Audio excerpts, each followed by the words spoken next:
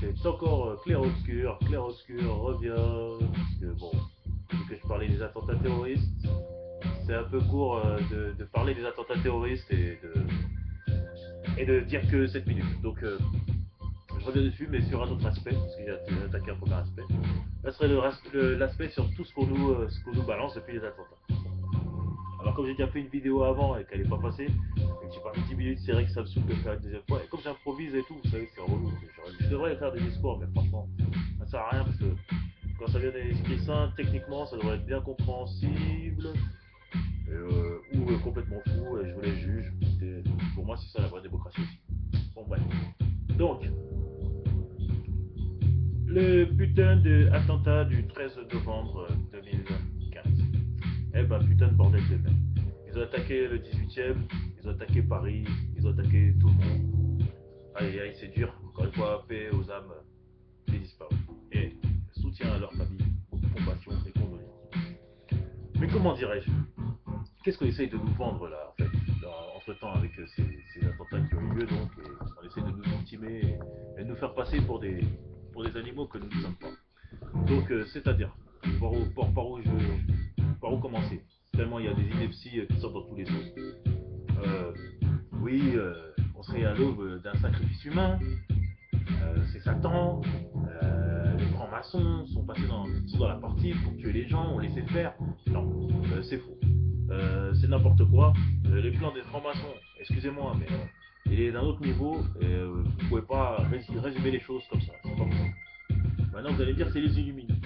Bah, les Illuminati, eux, ils sont dans une autre logique aussi et ils suivent une trajectoire qui est différente. Vous allez me dire c'est les Raéliens. Bon, les Raéliens, eux, ils sont en mode extraterrestre, arrêtez les amis de dire n'importe quoi.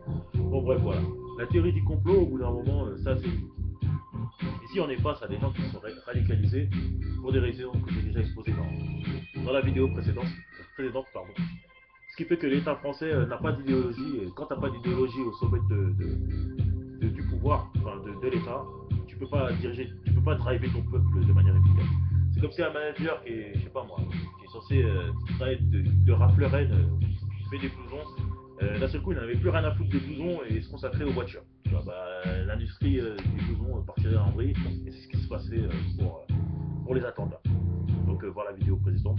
Je ferai d'autres vidéos pour détailler mon idée et exposer un programme qui va autour, mais bon, c'est pas trop le débat.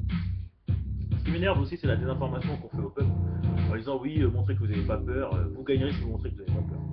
Excuse-moi, mais quand t'as pas peur, t'as pas besoin de montrer que t'as pas peur. Si t'as besoin de montrer que t'as pas peur, c'est que t'as peur. Et donc si t'as peur, c'est que t'es une baltringue, si t'es une baltringue, c'est que t'as rien à faire là. Bref, on vient de nous montrer qu'on est un peuple de peureux, de baltringue. Moi je suis contre cette idée, je suis contre le fait de montrer ou pas qu'on a peur. Quel peuple qui s'est fait agresser a montré un jour de la peur? N'importe quel peuple agressé fait une guerre. C'est la guerre partout à travers le monde. On a des exemples de gens qui n'ont pas peur et qui sont la guerre à vitam éternelle et pour l'éternité. En gros, on veut nous préparer psychologiquement à faire une guerre qui ne mène nulle part. Si on a peur, c'est qu'on va essayer de concilier. Si on essaie de concilier, c'est qu'on est stupide. C'est complètement con et c'est complètement faux. C'est l'inverse. C'est si on a peur, on fait comme si on n'avait pas peur. Et ensuite, on part à l'affrontement pour se prouver qu'on n'a pas peur et pour montrer aux autres qu'on n'a pas peur. Et montrer une certaine idée de la papeurie. Parce que j'ai appelé ça, donc pas de la papeterie, mais de la papeurie. Mais absolument pas quelque chose de réel ou de couillu, comme si je peux parler un peu en argot. Ce qu'on essaie de nous faire croire. Bon, j'ai dit, l'incompétence de Matt et de Hollande est passée, mais c'est pas vraiment de leur faute. La principale faute, c'est celui qui nous a fait rentrer dans l'OTAN. Et oui, l'OTAN, ça veut dire suivre ensuite la politique de l'OTAN. C'est normal, c'est le principe de rentrer dans l'OTAN. Donc celui qui a fait ça, c'est Sarkozy. Sarkozy contre l'idée du général de Gaulle. Alors je sais pas ce qui lui est passé par la tête. Est-ce qu'il pensait que le temps était venu de la mondialisation a fait que la crise nous a forcé à être dans l'OTAN? C'est des conneries. Le général de Gaulle, je pense qu'il s'est retourné plusieurs fois dans sa tombe, alors que je suis pas de droite, hein, mais quand même de Gaulle, c'était quand même un grand homme, donc il faut rendre à César ce qui est à César. Et ce qu'a Sarkozy, c'est l'incompétence. Il nous a mis dans l'OTAN, il nous a mis dans la merde. Parce qu'après Hollande, il vient, on a déjà signé un traité, on revient pas sur un traité comme ça, à moins de sortir de l'OTAN.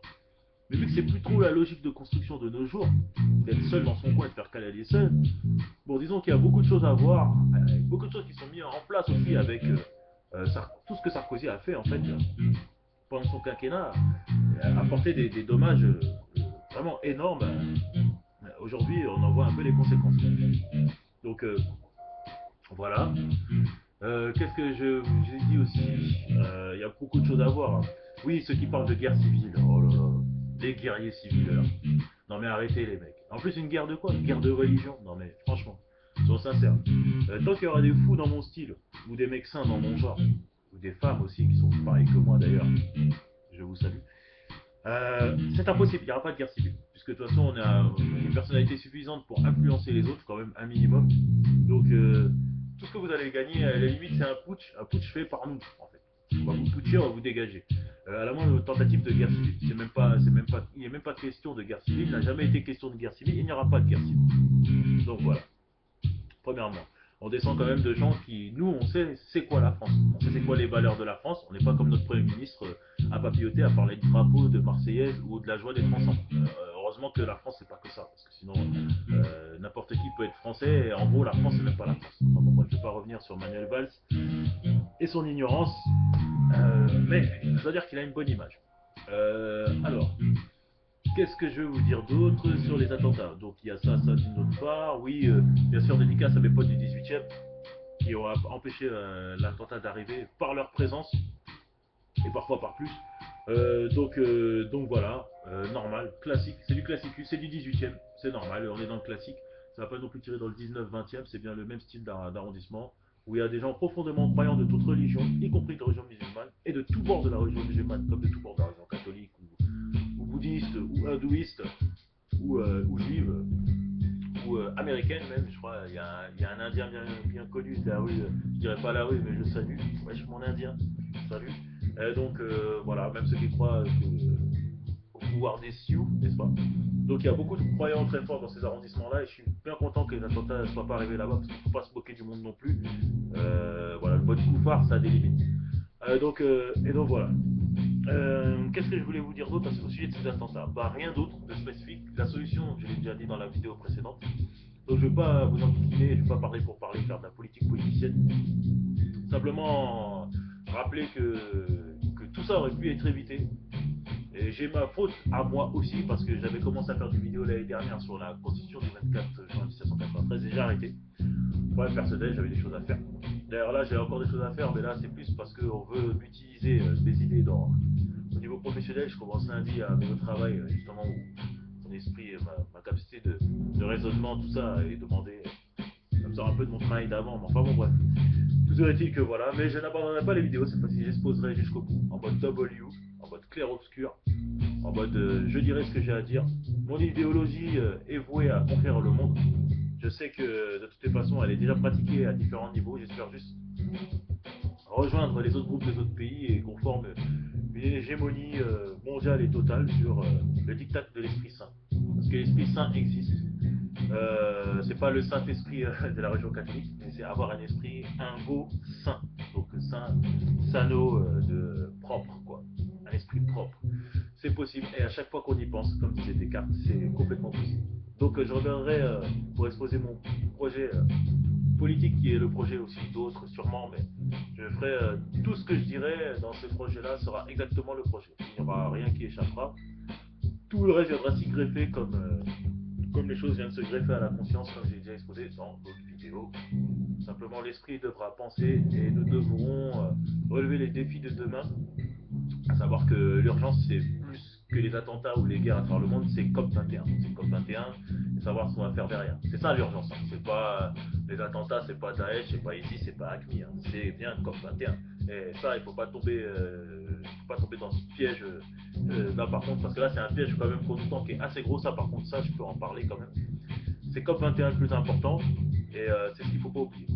Et c'est pas ce qu'on nous tend, le piège ne date pas des attentats là, le piège date de tous les mouvements libyens et autres trucs qu'on nous fait croire que c'est l'Afrique.